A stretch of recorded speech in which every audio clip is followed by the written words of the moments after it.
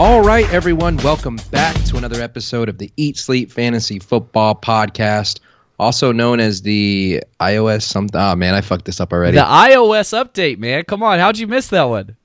iOS update of Fantasy Football Podcast. My name is Christian Brito, coming into this with no confidence at all. And joining me, as always, is Mr. John Chapman.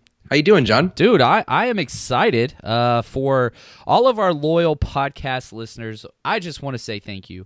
But we are decided to step things up here at Eat Sleep Fantasy, and we have a live video broadcast several different places right now. So if you listened to the traditional podcast way, there's nothing wrong with that. But we are live on YouTube, Periscope, and Twitter as well with some new graphics for those of you that are checking that out. So excited to step forward maybe a little bit in the technology world. I think it has a lot to do with this podcast is me and you, and we want to show the good-looking side of ESF, right? No Dale, no Armando. We figured we get our two faces, our two mugs on this pod. We can bump our numbers up a little bit. Exactly. We are leading with our best foot forward, hopefully. And so we've got a lot of stuff for you guys today. We're going to be going over news, perhaps some trade stuff, but mostly mailbag. We have a lot of questions that we want to get to, and hopefully these are similar questions to what you guys have been going through. So we're going to be here making sure you guys know what's going on. Yeah, we're going to cover all those questions to a T, so we call it the teabag episode. It's right in your face. Yes, very in your face, and that's it. Let's move on. I don't want to talk too much about genitalia until we talked about Manscaped later, maybe. Not a good segue. All right, let's start with news, man, because there's a little bit of news, and there's a lot of questions. So pressing news. I do want to talk a little bit about some injuries because I think that is probably the biggest situation there. Let's start with, you want to go good news or bad news? What do you want first here, man? Let's go bad first. Let's get the bad stuff out of the way. All right, and then let's go bad news. All right. Sammy Watkins, not going to play this week. A lot of people are thinking, man, he's the guy that I need this week. You're not going to have Sammy Watkins this week. He's going to be out. Yeah, and it's, they got Hill back, who looked absolutely incredible in his 2 weeks. He's, as advertised before the injury. But it seems like with the other wide receivers, it's hit or miss. Can you play McCole Hardman, Robinson, those guys? Yes. But you're rolling the dice because it seems like each week one of them gets highlighted and the other one doesn't, and so it's a swing for the fences play. I prefer the much more consistent options, but if you are hurting because of bye weeks or injuries, you could definitely roll out those second and third wide receivers for the Chiefs. We'll go with a little bit of defensive news here in some interesting trades that happened Tuesday evening. In which the Rams traded away Marcus Peters, but acquired Jalen Ramsey. Yeah, they did 3 trades in one day, week 7 of the NFL. I don't know if that's ever happened before in the NFL. And it's kind of weird. They get destroyed at home by a division opponent. They dropped to 500, 3-3. Obviously, they were in the Super Bowl last year, but the weirdest thing about it is their problems are on the offense and defensive line. That's where they continue to get beat, and they didn't really address that. They did get Austin Corbett, who is kind of a draft bust out of the Browns, who I liked a lot out of Nevada, but they didn't really address anything with what their main issues were. So very weird, to say the least. Weird, sure, but I don't think it's bad moves. No. I think they improved. Yeah, they got better this year for sure. I like the trades. They just need to go back to what they were used to doing last year, and they're being too conservative on offense, in my opinion. Anyways, let's continue talking a little bit about injuries here. Sterling Shepard's going to be out this week. Already ruled out for, long shot to play week 7, but most likely going to be ruled out. Probably not somebody you're relying on anyways. Yeah, those 2 concussions in the first month of the football season is definitely a bad sign. Whenever you get those 2 back-to-back ones, it's scary stuff, to say the least. I don't think he's going to play this week or next week. A guy who's probably frustrating fantasy owners right now, but has a lot of fantasy implications, is Alvin Kamara, who is dealing with a high ankle issue. Or video, I'm doing air quotes, by the way, because they don't want to call it a high ankle sprain for some reason. A high ankle issue. Right? So what do you take for this? Because I'm going towards the direction of he's not playing this week, and I'm hoping you can plug in Latavius Murray or something else in that spot, because I think Kamara's going to be out for this week at least. Yeah, they brought in Zach Zenner, the old touchdown vulture himself. So they activated him and brought him in. So that's definitely not helping. And if Kamara is, even if he is playing, you're probably looking at 50 to 60% of what you usually get out of him. He had the lowest snap rate that he had all year. So you have to play that into a role. But also, Latavius Murray's going to be a stud. If he plays, he's basically a high-end RB2. So you got to get him into your lineups if you have him. Let's swap over to good injury news. Evan Engram and Saquon Barkley are both back at practice this week. Evan Engram, I think, is trending towards playing this week. Saquon Barkley is what I would call a true questionable for this week. I think he can go, but not sure the Giants want to do that.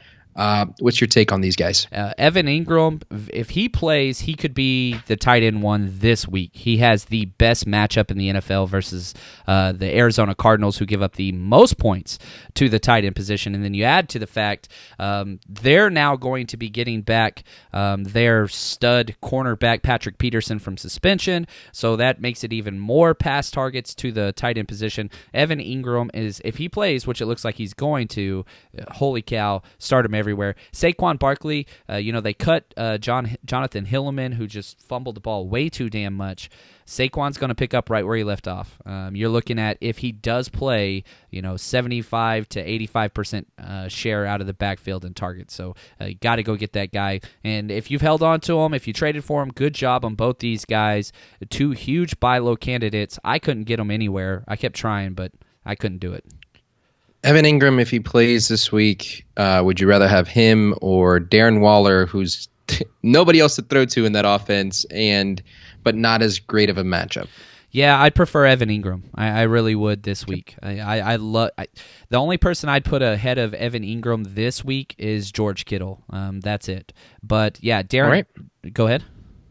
No, all right. I'm okay. But yeah, Darren Waller, he could have 12 targets easily. Yep. I can see that happening as well. All right. A little bit of, I don't know what to say about the Todd Gurley news. I don't know if this is good news or bad news, but if you were expecting him to potentially be out long-term, doesn't seem like that's the case. He is progressing. Probably going to miss one more game, according to the team. Yeah, the weird thing is this, everybody assumed the offseason is going to be Darrell Henderson, that he was going to be the guy. Wasn't. It was Malcolm Brown. But they couldn't do anything on the ground versus the 49ers last week. Nobody else has been able to either. But anything, period. Yeah.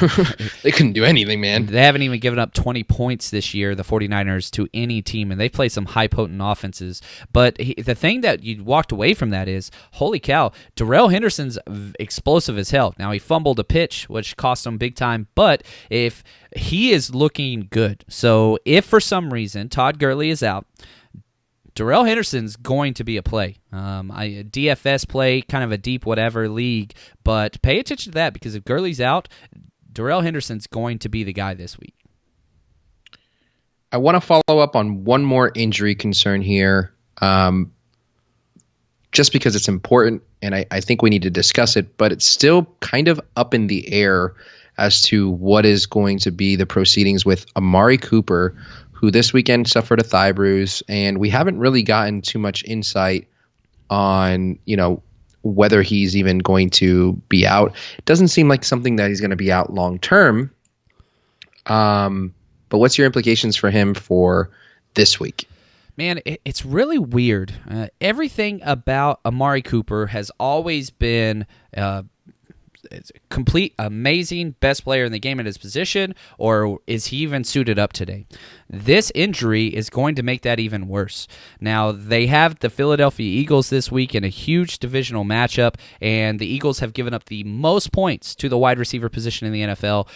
Again, you look at Minnesota Vikings and what they were going through, where everybody was yelling at each other, wide receivers pissed off, all that stuff. Stefon Diggs goes for 3+ touchdowns. Adam Thielen, a touchdown against this guy. So anybody that plays the Eagles secondary, look for a huge game. So if he is out, Michael Gallup is going to be a top 10 play fantasy guy this week. Now, if Amari Cooper does play, start him, of course, everywhere. But whoever is the wide receiver played against the Eagles, and it's at Dallas. So you've got to think is going to go bananas. It's just not sure if he's going to play, as you said. Bananas. That shit is bananas. Thank you. That's all I wanted. Yes.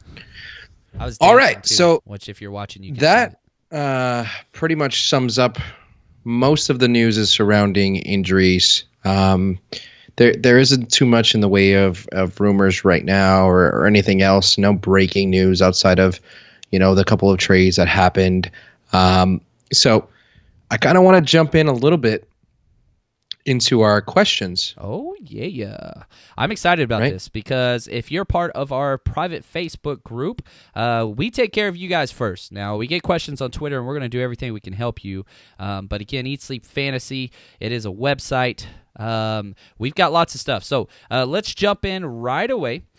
Curtis asks a question and says, please talk about D-Hop. Not worried because he's such a good track record, but can you give some insight on the situation? Kind of what is the issue with DeAndre Hopkins, and should we be trying to trade for him? So, Brito, are you willing to trade for DeAndre Hopkins? What'd you say? Should I feel happy about that comparison? He's played pretty well.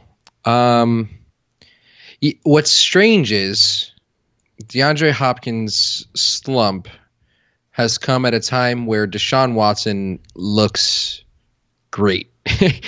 So it's a little frustrating, right? You saw a couple weeks ago Will Fuller look absolutely amazing. But I think a lot of the Hopkins concern comes with, where the hell are the touchdowns, man? He hasn't scored since week 1. Yeah.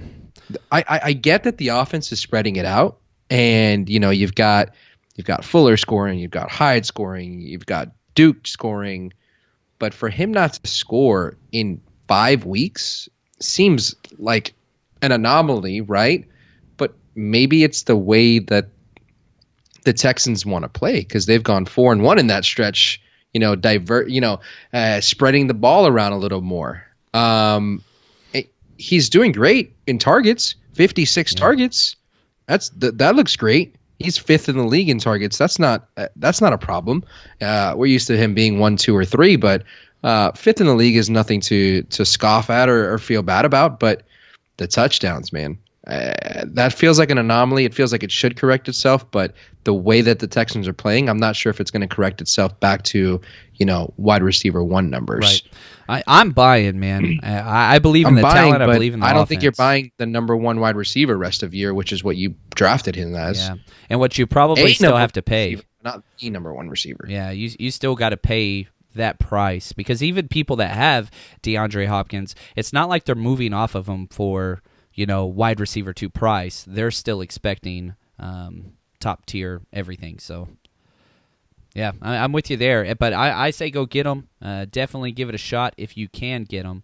All right, next question is from Jordan. What's up, Jordan? How worried should we be about Patrick Mahomes going forward? Has not been himself the last couple of weeks, ever since that ankle issue. Now, if we look at what Patrick Mahomes has done the last 2 weeks, even though he has been hobbled, still not a bad quarterback. So what do you think, Christian? I still think he's the number 1 quarterback going forward. Do you disagree? Rest of season? Yes. Patrick Mahomes? Yes. With the way Russell Wilson's been playing? Man, but that's the thing. The Seattle Seahawks are going to move away from the pass eventually. They do it every single year. Russell Wilson's actually rushing for touchdowns again, man. That's true. That is true. He's gonna rush for 450 yards again this year. But if that's the case, he's only averaging one more point than Patrick Mahomes is per game right now, and I just don't see that Russell Wilson's going to continue with this passing volume or rushing volume. Now, if we knew that they would keep up this game plan, but we've seen this so many times. Go ahead. Even then, right? The Patrick Mahomes doesn't look as good, right? Even then, he's still leading the league in passing. He's 14 touchdowns to 1 interception. Yeah. He's lighting it up. He's just, I think we're used to a pace that was astronomical. And now that he's, just great as opposed to otherworldly, right. We're like, what the fuck's going on? No, man, this is good. Patrick Mahomes will finish the year as a top 2 or 3 fantasy quarterback. I think very good shot even of still finishing number 1. I don't have any qualms about that. I'm literally splitting hairs right now. Yeah, I'm going to go on a weird tangent here, so let's have some fun. You want to talk about the NFL and the kind of redefining of quarterback play, and you can call this whatever you want, mobile quarterbacks, dual threat, whatever. But if you just look at the passing numbers across the league, touchdown to interception ratio, fantasy points, whatever you want to look at, listen to the names of the top 7 quarterbacks, and this is beautiful. I love this, okay? Lamar Jackson, Deshaun Watson, Russell Wilson, Patrick Mahomes, Dak Prescott, Kyler Murray. The spread system, it's here, and everything has changed with the way the quarterback position and offenses in the NFL have just progressed. This is awesome. I love adaptation, and I love the evolution of offenses, but we have so many mobile quarterbacks up top. Yep. Now, what's interesting is some teams, Matt Ryan's still up there, Tom Brady's still up there. So you have a couple of teams that still do the pick people apart, and then you've got some guys that are just insane, and they're doing it through the air and with speed and all these things. So this is pretty interesting. Curious to see. It's got to continue. You look at the new crop of college quarterbacks coming up, and it's the same thing. Jalen Hurts, Tualova. I can't just say Tua, man. Tua, nobody can say it. And even the Texas quarterback, Elringer, they're mobile guys that can move with their feet. This is here to stay. So excited about that, to say the least. Next question we got here. Next up, we got Jaime. What's up, Jaime? Jaime? Two-part question here. You just spent a whole segment, praising dual threat quarterbacks, but you can't say Jaime? I said Jaime. Is that not right? Oh, it's not even close. It's not close? So you got love for... Never mind. Hold on. No. Say it. Jaime. Jaime. There's an E there. It's Jaime, right? No, it's Jaime. No, it's me. It's pretty sure that's a Mexican name. Jaime. Not that you would know. Anyway, I'm a person from Texas that teaches in an Armenian school. Give me a damn break. So Jaime. I am. Never mind. That was going to get really sad. This is where it goes off the wheels. Let's see here. Austin Hooper or Hunter Henry this week and rest of season. Ooh, that's a good question. PPR, you've got to go Hooper. He is catching the ball so damn much. His target share is better than any other tight end. And matchups this week: Hoopers versus the Rams. And what was the other option? Hunter Henry. Hunter Henry is at Tennessee. That's a good matchup. And I'm going Austin Hooper this week and rest of season. The rest of the season, I'm going Hooper as well. This week is tough.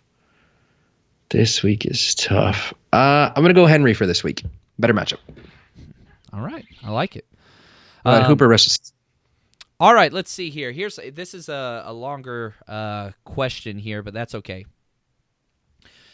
Whenever we look at this, here we go. How concerned should we be about Gurley and Gordon's production moving forward? I know we talked a little bit about Gurley's injury, but I love this is from Manny. Thanks, Manny, for the question.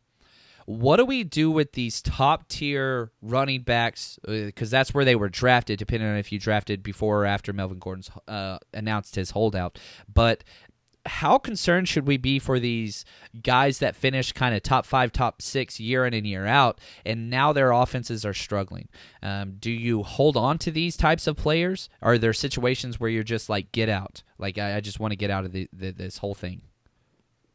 I'm not necessarily getting out of either of them.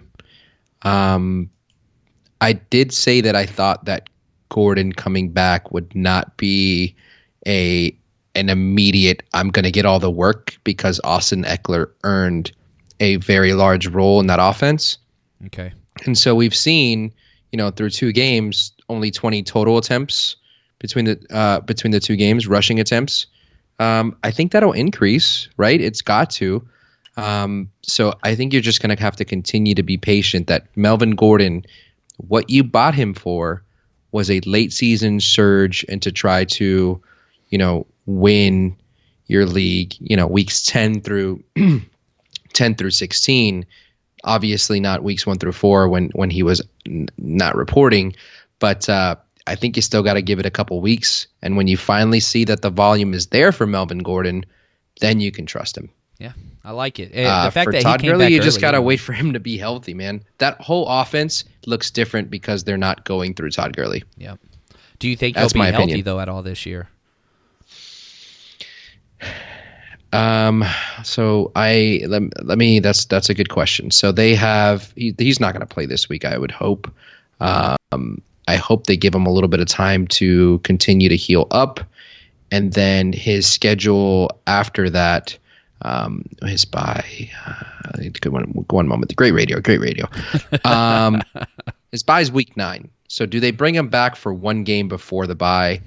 I unfortunately think they do. Yeah. You just got to hope he doesn't get hurt, and then he has another week to rest after that. And he's a guy, week 10 through 16, I'm willing to bet and put chips on and say that Todd Gurley is going to look really solid, especially with games against Pittsburgh, Arizona. I don't like his week 16 matchup because that's at San Francisco, so better hope that weeks 10 through 15 he is what who we thought they were. Yep. I like it. Unless Jalen Ramsey starts blocking for him, I'm pretty concerned. Now, next segment, what I want to do is just take a chance to thank our sponsors, Nitrogen Sports. Here's what you do. You head over to eatsleepfantasy.com. It's a website. You click on the Nitrogen Sports banner, the #1 Bitcoin betting site in the world. It's so easy to get your money in and to get your money out. They incredible site and very, very user-friendly. So my bet of the week, and I love this. I've made a lot of money this year betting predominantly on 2 different teams, the Arizona Cardinals and the Cincinnati Bengals. So the Arizona Cardinals travel to the New York Giants this week, and the over-under is at 50.5 points. That's not that much for a game like this. Now, here's the deal. We got Evan Engram coming back. We have Saquon Barkley coming back. I am betting on those 2 things. They are going to clear the over in this game. You have 2 of the worst defenses in the entire NFL. You have 2 very pass-happy teams that like to throw the ball despite having young quarterbacks. I love this game for the over. So again, head over to eatsleepfantasy.com, click on the Nitrogen Sports banner, just click on NFL, scroll down, and you will see the over-under at 50.5 points. I put my money down on there, so if you want to bet with me and make some money, let's do it. All right. Any games here that you're looking at that the lines absolutely, not the over-unders, but the lines themselves just stick out to you as like just being wrong? Man, here's one thing that's crazy to me is the Los Angeles Chargers and the Tennessee Titans. You know, they bench Marcus Mariota. They're bringing in Ryan Tannehill, and somehow the Chargers are still getting 2 points. Now, the question is, did the Chargers just quit? Are they done, or do they respond? I personally think the Chargers are a good team. They just got to fix a couple things. So I love these 2 points, especially going against Ryan Tannehill. I'm just not the biggest believer in the Titans. I haven't bet it yet. I'm going to keep watching the line and see what it does. But that's one that stands out to me for sure. I think Vegas knows what we all thought before the season started, though. Yeah. Marcus Mariota is holding that team back. He's so bad, man. He's so bad. You can't have more losses than touchdown passes. I think that's a pretty good metric to determine if you're a good quarterback.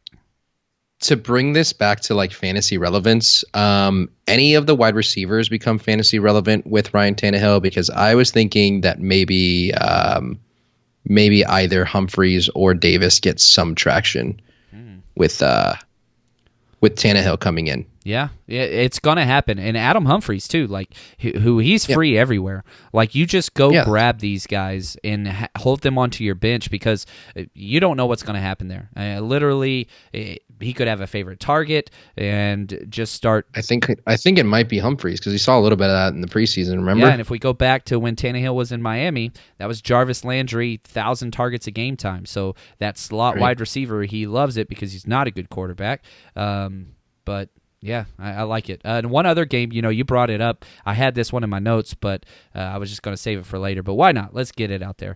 The New Orleans Saints are traveling to the Chicago Bears, and the Saints are receiving 3.5 points. Now, this is one of those with an asterisk, paying attention to the Kamara news and all those things, but I do not believe in the Chicago Bears offense. Mitch Trubisky is expected to play, which, again, very similar to Mariota. I think he is holding that team back, and I love the Saints' defense. So if Kamara plays, this is something that I would like to look at because, again, the Saints are getting 3.5 points, which I like a lot. I think the Saints are a much better team than the Bears. Something that I've done with Dale over the times that we've talked about some of these over-unders is just kind of point out the games that have very high over-unders like you just did. With the Arizona Cardinals, with their over-under being 50.5. There's one other game that has an even higher over-under, and maybe the odds makers are saying, hey, this is the bounce-back week for the Rams, or maybe they're just saying the Falcons fucking suck. But that over-under is 54.5. Gosh. So that's a lot. Do you think this means that there could potentially be a very nice bounce back week for all those Rams players that we've been waiting for? Oh, absolutely love this. You look at what so the Atlanta Falcons have the worst. They've put on the least amount of pressures against the quarterback in the entire NFL. Okay, and if you just listen to these last 4 weeks of what they have allowed to be scored against them. 34. This is just one individual team against the Falcons. 34 points, 53 points, 24, 27, 20, 28. They have not they've scored at least 20 points every game. And what's crazy is Matt Ryan would be considered in the MVP conversation for how he is playing. His stats are nuts, but his defense is the worst in the NFL. They're up there. And so this is one of those teams that you target whoever is playing against the Falcons. You load them up. DFS, you play all the Rams this week, whoever is out there.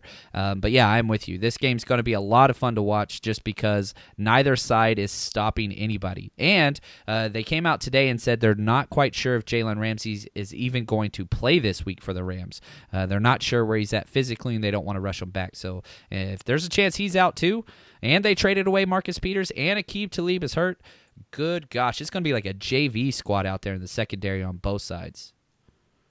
Going back to let's do the opposite here. A game with a very low over-under, which you mentioned a little bit because New Orleans is traveling, going to the Bears, and that over-under is 38.5.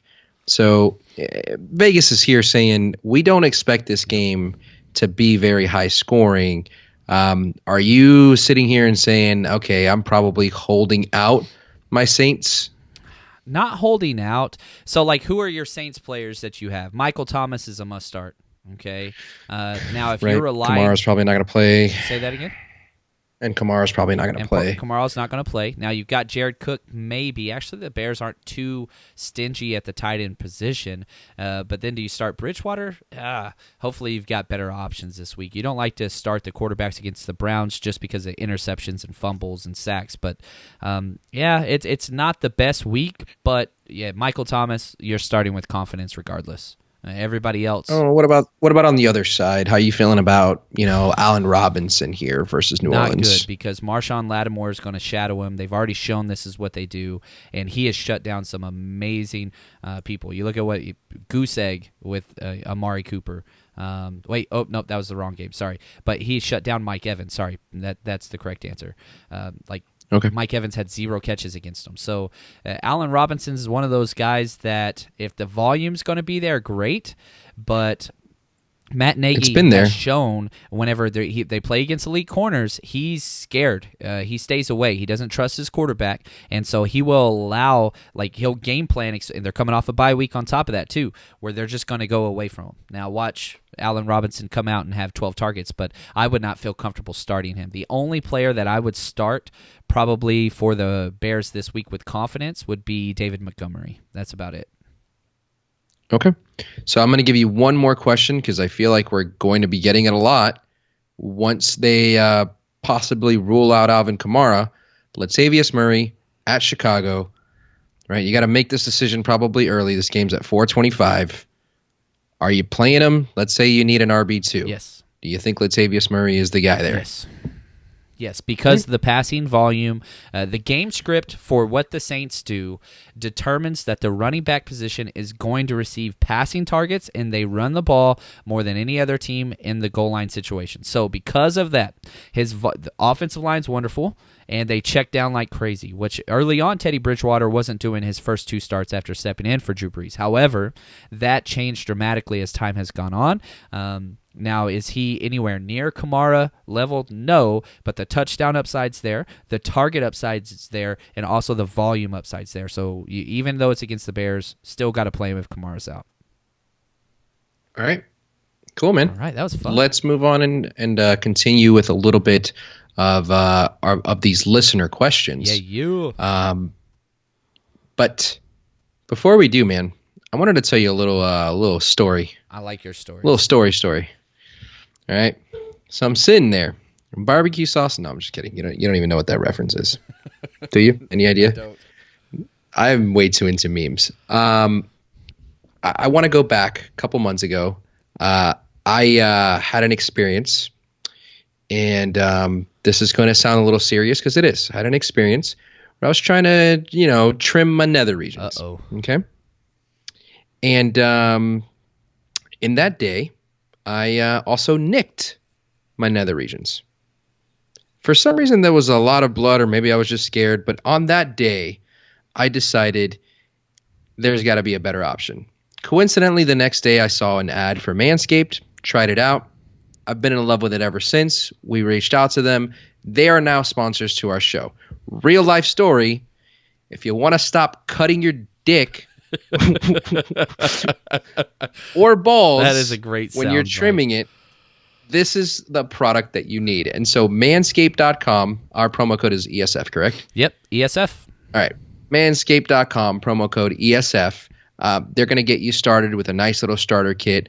Travel kits the way you want to go with the Lawnmower 2.0, the plow, all the products for your balls. And it's going to really change the way you look at your personal body hygiene, right? If you like to shave your chest, your arms, your legs, and more than just, your junk, also a great option, especially with their Lawnmower 2.0, which doesn't snag, doesn't nick, waterproof. It's everything you could want in a trimmer. I don't know how they made it do all of that, but they did, and I'm very thankful. And basically, that's why we have Manscaped as a partner is, dude, it was just a great product that we wanted to work with. And so that's how you know it's actually a real partnership that we want to talk about them. And they've done a great job for me and John's junk, which I have unfortunately had the pleasure of seeing. You're welcome. Long story there. Traffic code. But also head over to manscaped.com. Use promo code ESF. Also not a long story. Is a traffic cone size story. All right, there we go. Yeah, that was a thick one. It's a thick story. Thick story. It's hard to get around. If you use promo code ESF, you get 20% off and free shipping. Holy cow. Head over there, manscaped.com. We got a couple of more start sit questions. So, Brito, here we go. With Nick Chubb's upcoming schedule and the return of Kareem Hunt looming, how do you value Chubb, and should we be selling high or holding? Man, Armando and I talked about this last week. I am huge on selling Chubb. That's a weird phrase, but Brito, what do you think, man? Yeah, so I do want to talk about the looming Kareem Hunt thing, because there's more than just a suspension at play, and I think people are forgetting this when it comes to Kareem Hunt. Kareem Hunt also had a sports hernia surgery. Let's not forget that happened. So yes, he's suspended for 8 games, but he might not even be fully ready to start once he gets back. Probably, maybe, but not going to be back till week 10. And Nick Chubb's been good. That offense, I think, has nowhere to go but up. I think we all expected it to be a better offense than we've seen so far this year, but I don't know, man. Sell for what? What are you selling Nick Chubb for? This is where I'll agree or disagree with you. So what do you think he's worth? Give me a ranking rest of season and like compare him to something else. I would trade him for somebody like Keenan Allen, something like that. Let's say Keenan Allen and Devin Singletary, something like that. If I want to stay in the running back position, I don't mind trading him for somebody like Kerryon Johnson and then add in, I don't know, Marquise Brown, something like that. Because again, I mean, you're getting a lot for him if you're trading him for Keenan Allen plus. Man, people love because Keenan Allen is a top. Some people.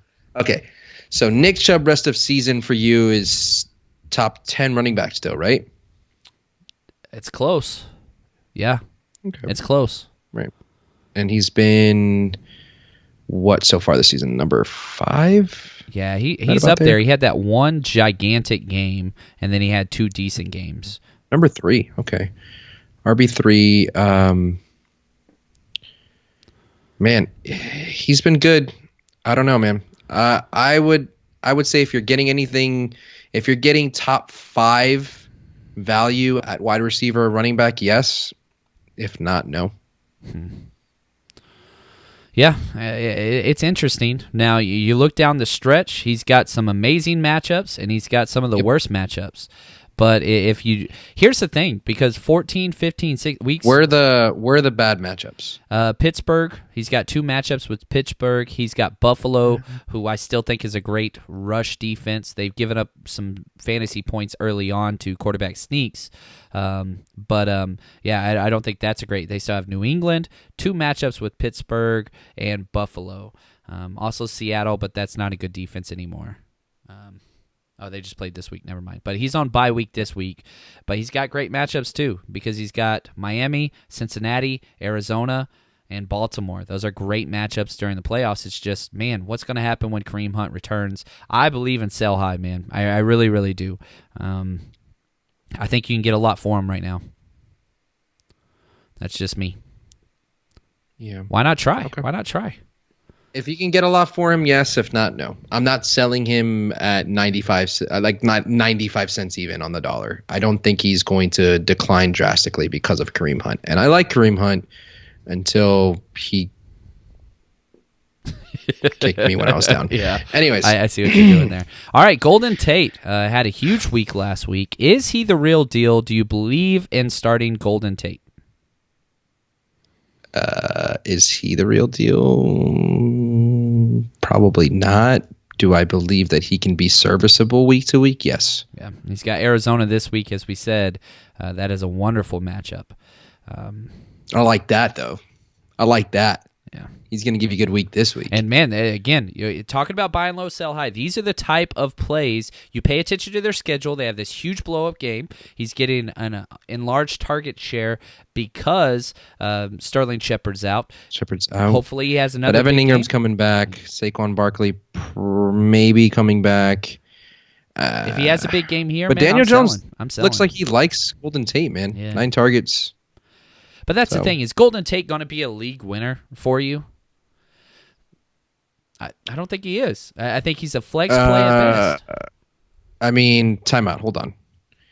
You want me to give you his play-up schedule? Sure. Philadelphia, Miami, Washington. Okay. Yeah, that's pretty good. That's pretty good. He might be. Bitch, he might be. Yeah, maybe the concussion issue is a little... Wow. Insane. Man, stock up on all of your Giants Lord, fans. that's a good matchup in the playoffs. God damn. I didn't realize that. Saquon Barkley might be like the optimal trade target in any league. Holy crap! Now I never that he's coming back, nobody's gonna let him go now. I mean, even if you have to pay for him full price, it might be worth it. Yeah, I'm trying to get him everywhere. Nobody will trade me that guy. And our last question of the day. This one is, I thought this was a fun one. This is from Daniel. Michael. Time out, hold on. Golden State. If you had to rank him rest of the season, man, I'm putting him low 30s, maybe lower. Okay. You're higher than I would have said.